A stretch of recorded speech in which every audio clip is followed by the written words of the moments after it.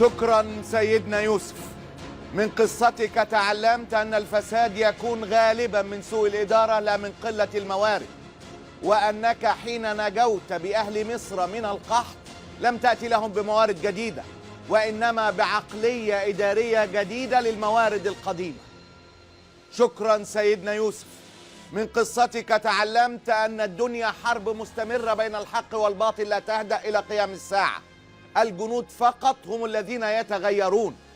صراعك مع زليخة هو صراع العفة والشهوة في كل عصر، وصراعك مع إخوتك هو صراع الحب والبغض والحسد في كل عصر. شكرا سيدنا يوسف.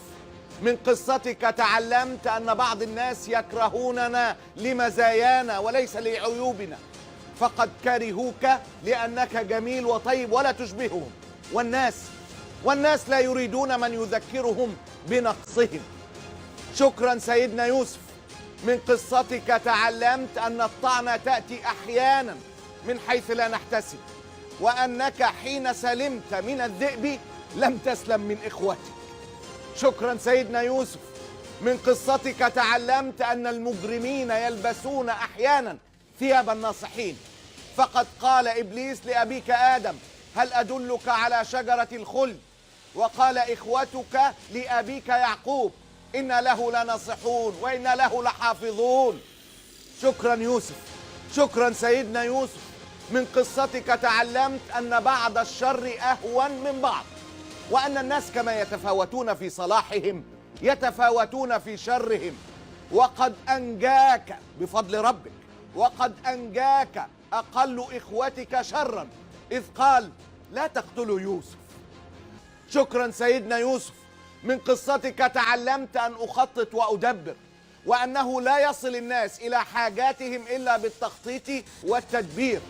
القحط كان له خطة وتدبير، وإبقاء أخيك عندك كان له خطة وتدبير.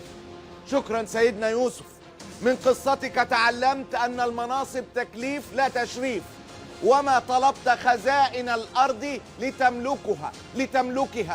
لتملكها وإنما لتوزعها، ولو علمت أقدر منك على هذا ما طلبتها. شكرا سيدنا يوسف. من قصتك تعلمت أن للحب رائحة لا يعرفها إلا المحبون، لذلك وجد أبوك ريحك قبل أن يصله قميصك. شكرا سيدنا يوسف.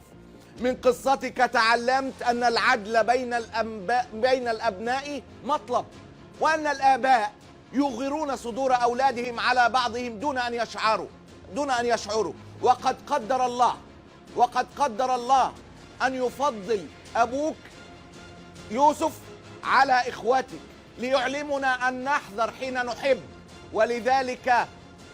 ولذلك يجب أن يحرص الآباء على المعاملة بين أطفالهم وبين أبنائهم، ولا يخرجوا حب أحد عن آخر ويحولوه إلى سلوك يبقوها في قلوبهم. شكرا سيدنا يوسف.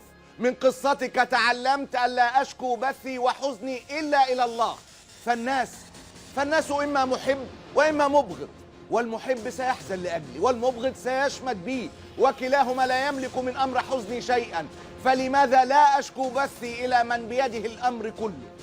شكرا سيدنا يوسف. من قصتك تعلمت أن أتجاهل لإبقاء ود، وأن أتصرف كأني لم أفهم لإبقاء علاقة، وقد أسررتها في نفسك وكنت قادرا على ألا تفعل، ولكن النبيل يتجاهل، وقد قالت العرب: سيد قومه المتغابي. شكرا سيدنا يوسف. من قصتك تعلمت أن النبيل يعفو عند المقدرة، وأن الصفح أدب، وأن المسامح لا يكسر من جاءه معتذرا، فرغم أنهم تآمروا لقتلك قلت: من بعد أن نزغ الشيطان بيني وبين إخوتي من فرط النبل لم ينسب لهم السوء الذي صدر منهم. شكرا رب يوسف. شكرا يا ربي.